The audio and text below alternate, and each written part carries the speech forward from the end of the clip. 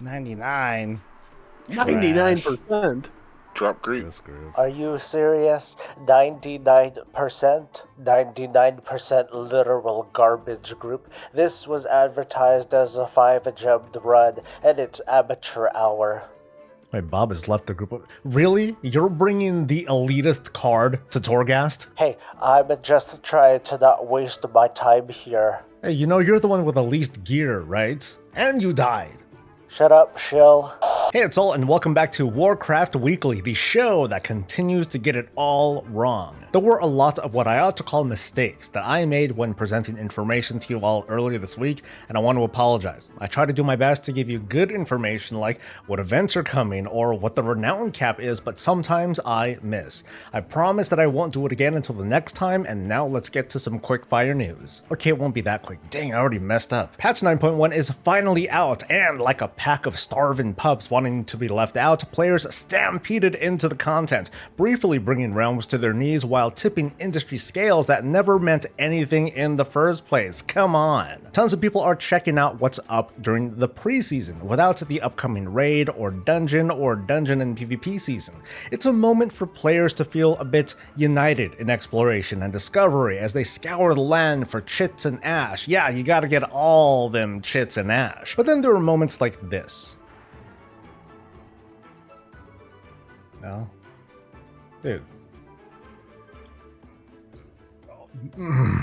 This is one of those moments where it's like, seriously, you're not letting me open a chest or a treasure thing because I'm in combat? If you've been screwed out of treasure because you've been stuck in combat, upvote somewhere over there. Show me how angry you were, are even. Let's not beat around the bush. It definitely feels like the execution of some of the content comes off as buggy at times, and maybe could have been stress tested better. To be fair though, in my observations, I think a majority of the people on the PTR were less interested in testing world content than they were with checking out classes or running keys for practice, especially after the Tormented fix was added. I had to be pretty lucky to see anybody in Korthia, let alone the Maw, for testing purposes. That said, I don't recall having to be out of combat to loot treasures, which is all sorts of aggravating. I hope that this is considered a bug that's going to be fixed. I've heard numerous reports of buggy activity from other players, even a few from my guild, but just going by my personal observations, I haven't noticed anything else so egregious that I could replicate, at least as long as I turn my add-ons off, and that's nothing new. Once the season starts next week though, I expect world content numbers to whittle down just a little bit,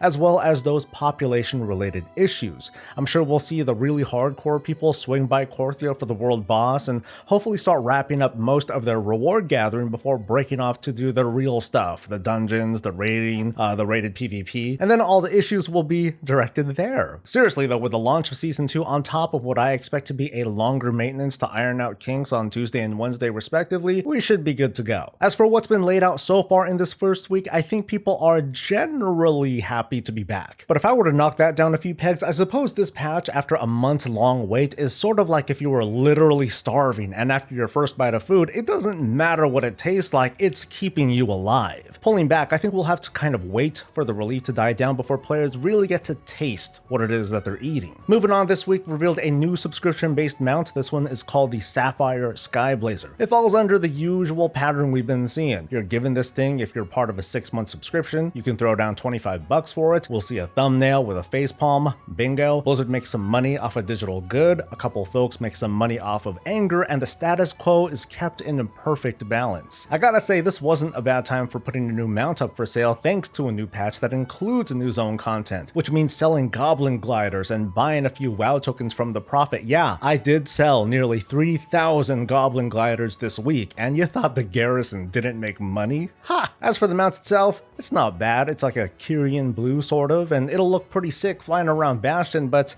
you know, I think I'm gonna pass on this one. Maybe I'll wait till it's on sale. Next week, when we can finally unlock flying in the Shadowlands zones, I'll at least want to give my current collection a bit of a stretch. Wowhead did also data mine a reskin of said bird, which I find to be unusual. Like, we got a shop mount and then a shop mount reskin. I mean, we can do whatever we want with our money, don't get me wrong, but learning about this makes me wonder about the value of the Skyblazer. Maybe there's a way you can swap it out in-game or something. Maybe kind of like the Wandering Ancient, it'll change color with the season. reasons. I guess if it wasn't an Articuno or a Moltres, I mean, maybe if it was a Skarmory, then I would have picked it up. Speaking of sales, big summer sales are going down until the 11th of July. There are sales on their services like transfers and boosts and mounts and pets. The biggest sale is the Radiant Bundle, normally $75 worth of mounts and pets knocked down to less than 25, or less if you already own some of them, or even less if you sell lots of gliders. It feels like a billion or so years ago when Blizzard vaguely hinted that they'll be adding something where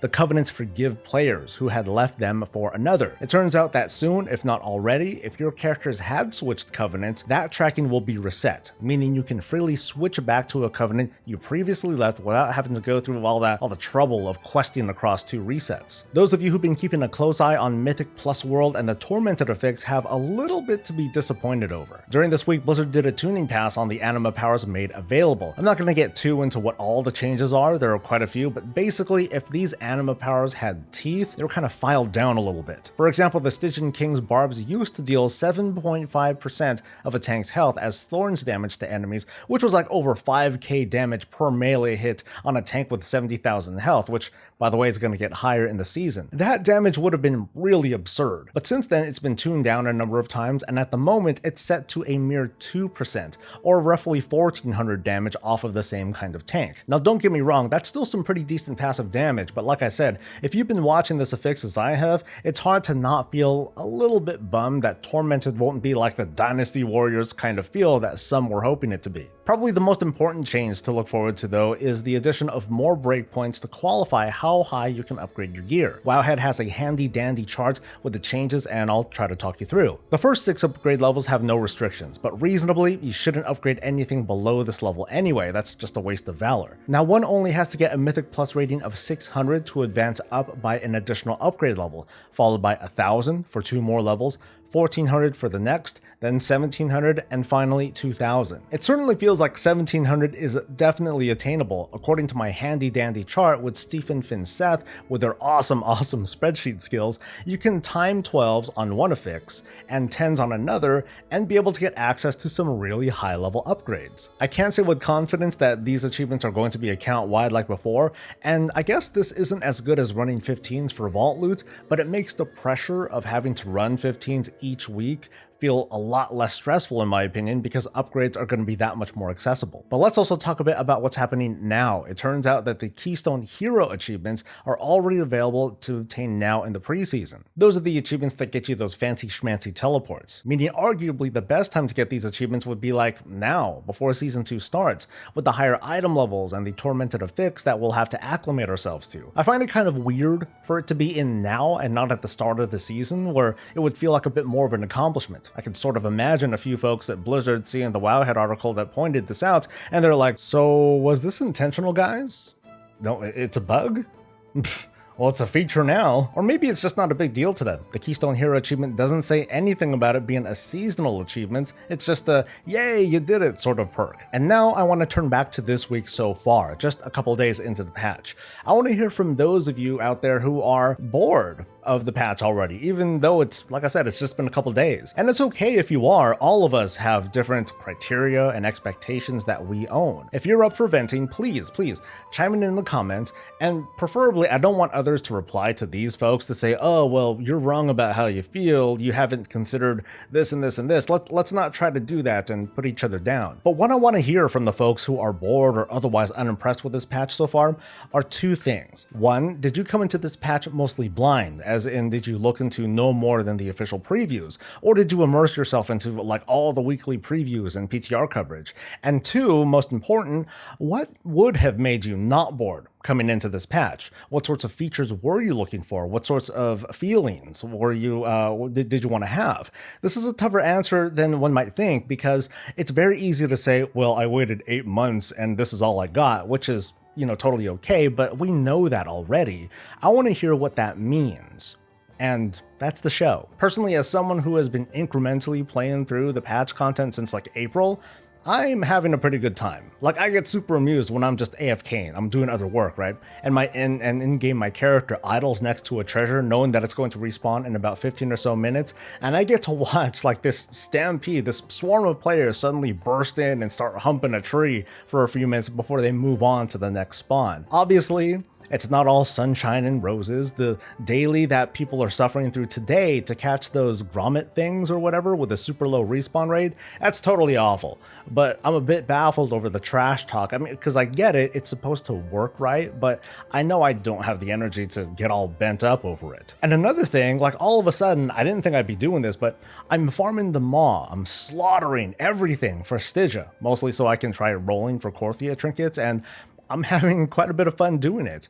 It's because I'm wired kind of funny. I take on a series of obsessions, one at a time, and I'm finding maw farming pretty relaxing, almost cathartic, I guess, after how much of a pain in the ass it was in the past. I'm swimming in anima too, and I'm almost out of stuff to buy on my main, so whoops. I only feel a little bit guilty for ignoring world quests, but with flying coming next week, it'll be something for my alts to do. Maybe I can finally start working on them, and working on their sanctums maybe. But don't get me wrong, 9.1 came late, obviously. It threatens to set an expectation that this should feel as if it's like a 9.2, and for some, maybe it has. Maybe we are there, and despite what Ian said to Mike a few months back, 9.2 could be the conclusion of the Shadowlands expansion. And the difference between this and Warlords is that at least it's going to feel more complete than the awkward systemic slaughter of the so-called Warlords and the rush to prop up Gul'dan as the big bad. It sounds depressing, but we're almost kind of there, aren't we? The timeline fits, we're going to be flying soon, a big story climax is about to happen, at least we think. I mean, we'll see where the story takes us next week, but in the meantime, throw us a bone with some positive energy. Did you get any cool drops or fist mounts? I'm going to be going for that gold one. That's like my current obsession, by the way. And a quick reminder, by the time you watch this, the second Covenant Assault should be underway. A big thanks to our patrons and Twitch subscribers for continuing to support my WoW coverage as I see fit, and to you for watching. Thank you very, very much for coming. Don't forget to like the video because you are great. Consider subscribing for more of this and all things Warcraft, and I'll see you next week. Until then, stay safe, stay healthy, and stay breezy.